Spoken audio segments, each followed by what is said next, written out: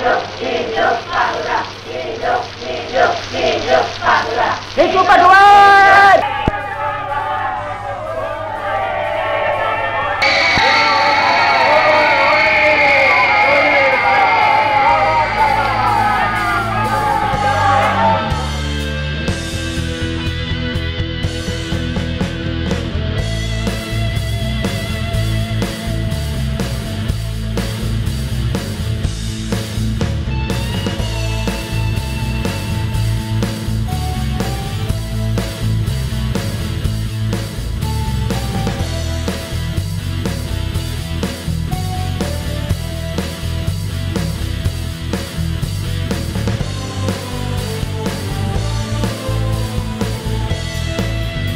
Dalam program Pasif Screen Cinematheque kan lalu diputar film Madware. Ini film yang dirilis pada tahun 1969, sangat memiliki relevansi untuk kita saksikan sekarang, dan dia memiliki cerita atau memiliki semacam referensi yang bagus untuk kita bicarakan, karena film ini penuh dengan karakter-karakter dan terutama adalah metafora-metafora yang mereaksi dari situasi politik sosial pada masa itu, dikemas dalam komedi satir oleh sutradaranya, yaitu Nya Abbas Akub. Kita tahu Nya Abbas Akub adalah tokoh dari film komedi Indonesia yang memulai karir sebagai sutradara masih sangat muda sekali. Ya, film Madware mendapat apresiasi dari banyak kritikus dan filmnya memang lucu, juga sangat menyentuh, sehingga memang dia sering menjadi semacam bahan ulasan untuk para kritikus sebagai sebuah film yang syarat dengan nilai-nilai di dalam kemasan satir komedi. Nah, bagaimana film Madware itu? Ya, film ini memang cukup tegas dan mudah dipahami sebenarnya jika dikaitkan dengan situasi kondisi pada waktu itu. Diceritakan tentang Madware, itu diperankan oleh S. Bagio ya. Jadi Madware, nah ini dianggap tokoh yang agak kurang waras lah, karena dia bisa ditafsirkan hidup sebagai oposisi di sebuah desa ya, dengan penduduknya yang dilanda kemelaratan berkepanjangan, begitulah ya. Nah, rakyat di situ prihatin sama dia, tetapi juga hari-harinya penuh dengan kotakan sebagai orang-orang miskin, dan kemiskinan itu disebabkan oleh pemerasan ya yang dilakukan oleh Nukulom. Ya. Jadi Nukulom ini semacam penguasa tertinggi yang berkuasa di desa itu, bukan Mekolim ya, bukan Mekolim, Nukulom. Nah, itu dan orang yang tidak tersentuh lah secara hukum, memang dia penguasa. Ya.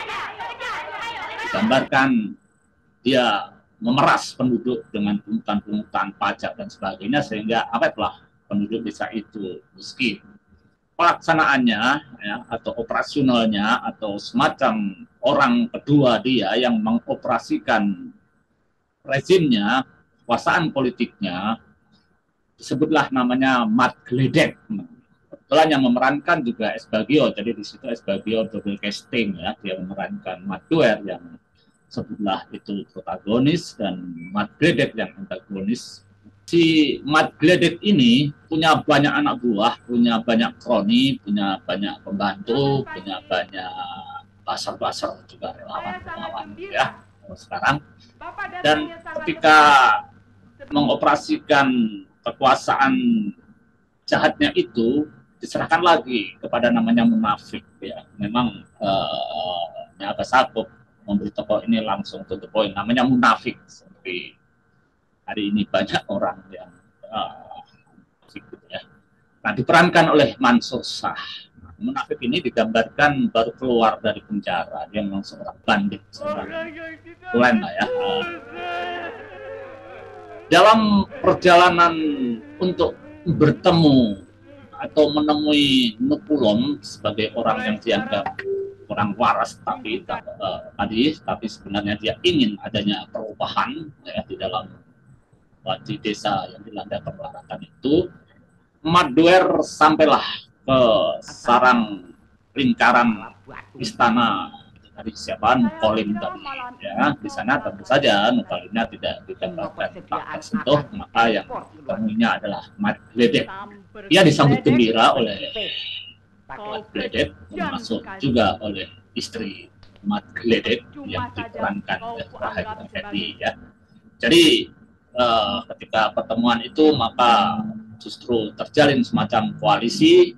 Mat Gledek merayu Madwer supaya berhentilah jadi oposisi, masuklah di dalam sistem supaya bisa mengubah keadaan dan sebagainya. Dan akhirnya yang dilakukan oleh Madwer memang akhirnya dia bergabung ke sana dan diberi peran oleh Mat Gledek, terutama ketika Mat Gledek ingin semacam cuti begitulah untuk sementara meninggalkan sarang lingkaran mafianya itu. Ya, oleh Madwer, kemudian berbagai kebiasaan para bandit yang ada di sana itu kemudian dirubah. Dia mengubah misalnya pabrik arak atau pabrik minuman keras itu dia ubah menjadi pabrik kecap. Kemudian pabrik uang kertas palsu itu yang biasa dipakai nyetak uang kertas palsu sebagai bagian dari aksi kejahatan Mat Gledek dan di bawah perlindungan Nukolin ya, itu kemudian dijadikan sebagai tempat mencetak buku sebagai sumber pengetahuan. Kemudian tempat-tempat pelacuran, tempat-tempat maksiat itu dia rubah fungsinya menjadi taman, menjadi tempat interaksi sosial, bahkan tempat berkhutbah, menyuarakan kebaikan. Begitupun juga sejumlah tempat lain yang semula menjadi simbol-simbol dari operasi jahat dari rezim dirubah oleh Madwer menjadi sesuatu yang positif, semacam perubahan betul ya. Nah, tapi tentu saja perubahan ini tidak disukai oleh munafik, terutama karena munafik hidupnya justru memang dari praktek-praktek kejahatan, korupsi, pemerasan dan sebagainya itu. Maka dia berusaha untuk menyingkirkan Madwer. Saja berhasil karena Madwer juga bukan orang yang punya kekuatan politik besar, apalagi orang yang mengajaknya berkoalisi sedang tidak ada. Tetapi karena agak kurang waras atau punya semangat yang tinggi untuk memperjuangkan perubahan, Madwer nongol lagi di tempat itu dan sebagainya ya. Sehingga terjadilah konflik yang berkepanjangan antara Madwer dengan munafik ya, dan Madwer sering kalah dan pertikaian itu melibatkan ilmu santet, ilmu guna-guna dan sebagainya. Di tengah-tengah konflik itulah Mat Gledek kembali dari cutinya, dia pulang dan di sana ya cerita ini digambarkan Mat Gledek mendapatkan kesadaran baru, semacam hijrah pemahaman bahwa yang dilakukan selama ini memang menindas rakyat dan sebagainya. Sehingga dia lebih berpihak lah kepada Madwer. Babak berikutnya dari cerita ini adalah bagaimana Madwer sama Mat Gledek kemudian mencoba menghancurkan munafik dan kaki tangannya, kroni-kroninya, ya dari menghancurkan sewenang-wenangan munafik. Tentu saja dalam film ini digambarkan munafik kemudian kalah. Film ini segar, berisi dan syarat dengan metafora, juga karakter-karakter yang mengidentifikasi tokoh-tokoh politik dan tokoh-tokoh pada waktu itu semua menjadi semacam ya identifikasi atau semacam gambaran karakter ya. Jadi kalau namanya kenyataan fiksi atau kenyataan kemiripan atau realitas yang mirip gitu ya, dan itu dengan bagus digambarkan oleh Abbas Yakub, sebuah realitas fiksi tetapi langsung bisa ditebak oleh penonton tentang penggambaran apa atau simbol-simbol apa yang ingin dia suarakan. Itulah film Madware yang dibintangi oleh selain Bagio ada Rahayu Effendi, Ahmad Tarif, ya, kemudian ada Aryati, ibundanya Hafiz Widiawati, ada Gisu Usman, ya, kemudian ada Frit G. Saad yang di belakang hari kemudian juga menjadi sutradara cukup terkemuka di Indonesia. Ada Hasan Sanusi, ada Ismail Lubis, kemudian ada Mansur Sakadi, ada juga bintang cilik pada masa itu yang kemudian cukup terkenal yaitu Maya Sota. Film Madware kiranya film yang kita kadang-kadang menjadi agak kurang percaya diri ketika pada tahun 69 itu sineas Indonesia lewatnya Abbas Habib mampu melahirkan komedi satir setingkat Madware yang penuh makna.